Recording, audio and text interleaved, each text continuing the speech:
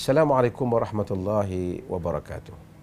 Al-Imam Nawawi rahimahullah merupakan imam besar, tokoh yang terbilang di dalam fiqh khususnya, terutama di dalam mazhab Al-Imam Syafi'i rahimahullah. Beliau adalah seorang tokoh yang terkenal, yang hidup daripada tahun 631 Hijrah sehingga 676 Hijrah. Seorang yang sangat jujur dengan ilmu pengetahuannya, berfatwa berdasarkan kepada ilmu dan sifat kesolehannya. Ahli-ahli sejarah menyebut bagaimana pemerintah pada zaman Al-Imam Nawawi iaitu Al-Malikul Zahir telah meminta supaya Al-Imam Nawawi mengeluarkan fatwa untuk membolehkan dia mengutip cukai daripada rakyat, yang mana tujuan cukai itu ialah untuk menghadapi persiapan memerangi musuh-musuh negara, yakni musuh negara orang Islam, yang mana kerajaan memerlukan belanja yang besar di dalam peperangan itu. Ulama-ulama lain telah bersetuju untuk berfatwa melihat kepada bahawa memang peperangan itu akan berlaku dan memang kerajaan memerlukan belanja. Namun Al-Imam Nawawi tidak mengeluarkan fatwanya. Sehingga apabila Al-Malik Al-Zahir, Raja Al-Zahir itu memanggil Imam Nawawi dan bertanya, mengapa engkau enggan menyokong pemerintah di dalam mengeluarkan fatwa bagi membolehkan rakyat untuk menyokong kerajaan, untuk membolehkan kerajaan mengutip cukai. Al-Imam Nawawi menyatakan bahawasanya, aku telah mendengar bahawa saja engkau mempunyai 1000 orang hamba yang setiap mereka itu mempunyai tali pinggang emas. Dan engkau juga mempunyai 200 orang hamba perempuan yang setiap mereka mempunyai sejumlah daripada harta. Engkau dahulunya seorang hamba, yakni ini adalah pemerintah Mamalik. Mamalik ialah merupakan daripada keturunan hamba. Kemudian Allah Subhanahu wa taala, engkau dahulu seorang hamba, Allah Subhanahu wa taala telah mengangkat kedudukanmu sehingga engkau menjadi pemerintah. Sekiranya engkau telah memastikan bahawasanya hamba-hambamu telah tidak lagi mempunyai tali pinggang emas, yakni memakai kain saja, tali pinggang kain, dan hamba-hamba wanitamu tidak lagi mempunyai hiasan daripada perhiasan-perhiasan yang mahal, dan wang daripada Baitul Mal juga sudah tidak mencukupi, maka ketika itu aku akan mengeluarkan fatwa untuk menyokong engkau mengutip cukai daripada rakyat. Sesungguhnya Allah Subhanahu wa taala memberikan kemenangan dengan ketakwaan kepadanya. Peristiwa ini telah menyebabkan Al-Imam Nawawi kemudiannya diambil tindakan. Apapun yang ingin saya sebutkan, demikianlah jujurnya Al-Imam Nawawi di dalam memberikan fatwanya, dan dia tidak menjadikan kesempatan dengan kedudukannya untuk mengampu pemerintah. Kita ketandusan ulama-ulama yang seperti ini, terutama apabila para pemerintah mereka mempunyai tujuan dan agenda politik mereka, lalu meminta daripada para ulama untuk mengeluarkan fatwa yang menyokong tindakan-tindakan mereka, dan sebahagian tindakan itu tidak memenuhi maksud keadilan yang dikehendaki oleh Allah dan Rasulnya.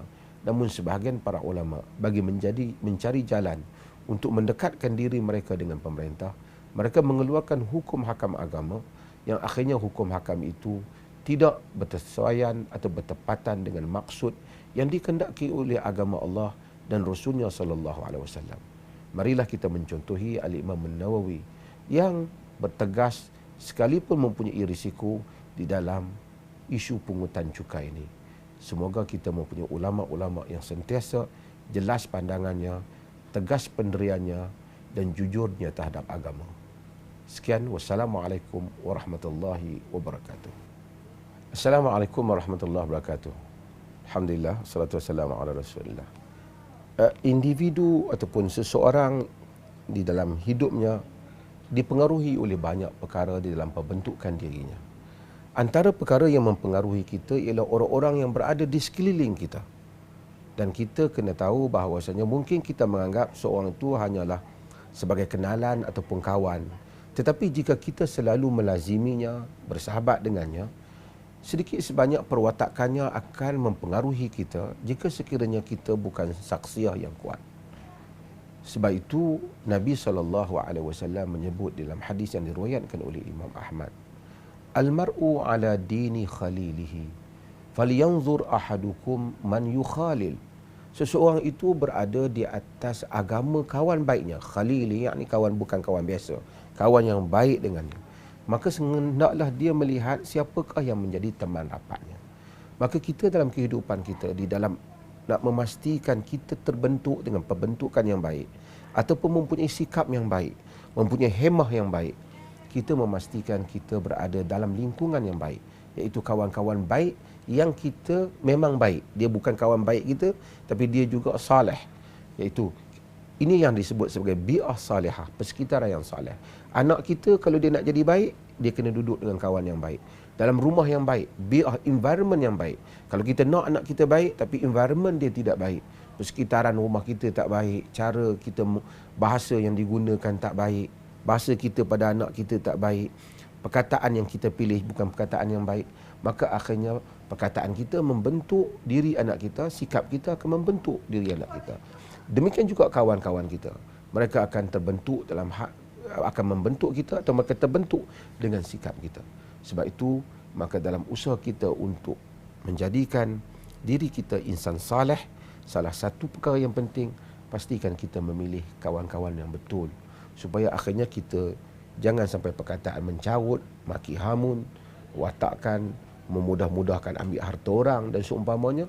Mungkin hari pertama kita hanya mendengar, tersenyum. Hari kedua, hari ketiga kita akan terikut-ikut. Lama-lama kita akan rasa ia sebahagian daripada cara kita, kerana itulah cara kawan-kawan kita. Ingat pesan Nabi, al-mar'u ala dini khalilihi, falyanzur ahadukum man yukhalil. Seseorang berada atas agama kawan baiknya, lihatlah, pastikan, iaitu perhatikan seseorang kamu siapa yang dia ambil sebagai kawan baiknya di dalam hidupnya. Sekian, wassalamualaikum warahmatullahi wabarakatuh. Assalamualaikum warahmatullahi wabarakatuh.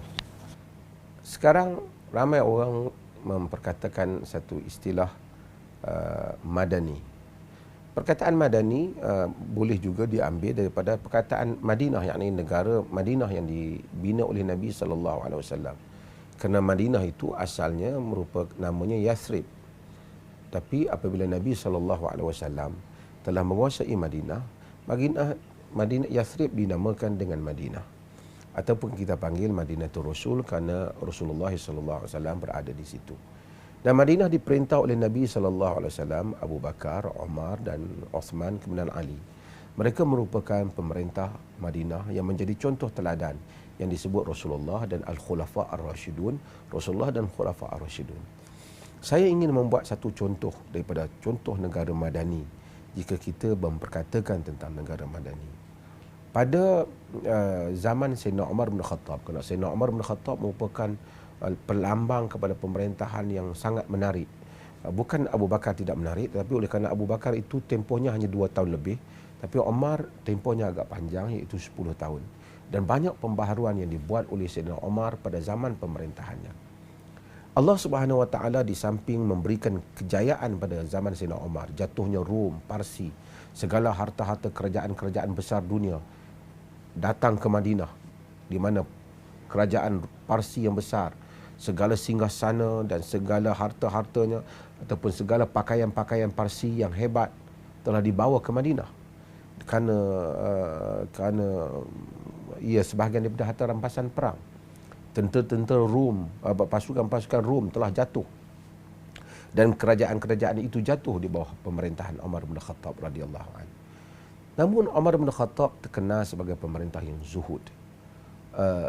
Allah telah menguji Sayyidina Umar pada tahun 17 Hijrah, antara 17 dan 18, lebih kurang 9 bulan, berlakunya apa yang disebut sebagai Amr Ramadah, iaitu tahun kemarau yang menyebabkan semuanya menjadi debuan, panas. Dan ketika itu rakyat susah di sekitar Madinah dan juga Jazirah Arab kerana kepanasan. Dan orang ramai yang tak ada makanan kekurangan. Sayyidina Umar terpaksa hantar surat kepada gubernur-gubernur supaya menghantar makan. Gubernur-gubernur di luar daripada Syam, gubernur-gubernur di Mesir menghantar makanan untuk membantu penduduk penduduk Jaziratul Arab khususnya dan Madinah dan mereka yang berada di bersekitaran Madinah. Rakyat-rakyat yang luar pun datang duduk di Madinah kerana mencari makan, makan tak ada. Apa yang menarik ialah Sayyidina Umar bin Khattab radhiyallahu an, dia pada musim itu ahli sejarah telah menyebut sehingga telah pucat wajah Umar disebabkan dia tak makan, melainkan hanya memakan roti kering dan minyak zaitun saja. Apabila dibawa makanan yang merupakan penuruntukan untuk semua rakyat, termasuk dirinya juga merupakan warga negara bagi kerajaan Madinah itu, walaupun dia khalifah, of course dia juga termasuk dia orang yang punya hak. Umar bin Khattab apabila dibawa kepada dia daging di belakang unta ataupun sinam, dibawa kibdah daging unta, Umar bin Khattab tidak makan. Dia kata, bi seluali ana, ada aku seburuk-buruk pemerintah aku jika sekiranya aku kenyang dan rakyat itu kelaparan. Bahkan antara kata-kata Umar yang disebut dalam sejarah ialah Umar menyatakan bahawasanya apabila perutnya berbunyi disebabkan kelaparan, dia menyatakan qarqaril aw la taqarqar la taqul hatta yakulan nas. Sama ada engkau berbunyi ataupun engkau tidak berbunyi, engkau tidak akan makan sehinggalah rakyat engkau makan. Ini adalah merupakan contoh pemerintah madani. Jika kita ingin melihat pemerintahan madani yang menjadi contoh kepada kehidupan manusia, mungkin kita tak dapat sampai ke peringkat itu, tetapi kita tak boleh samakan nilai yang ada pada diri kita dengan apa yang telah dilakukan oleh para sahabat yang merupakan terutamanya Khulafa ar-Rasyidin di dalam pemerintahan mereka. Dan inilah tanda kewarakan pemerintah yang senantiasa mendahulukan rakyat melebihi diri mereka sendiri.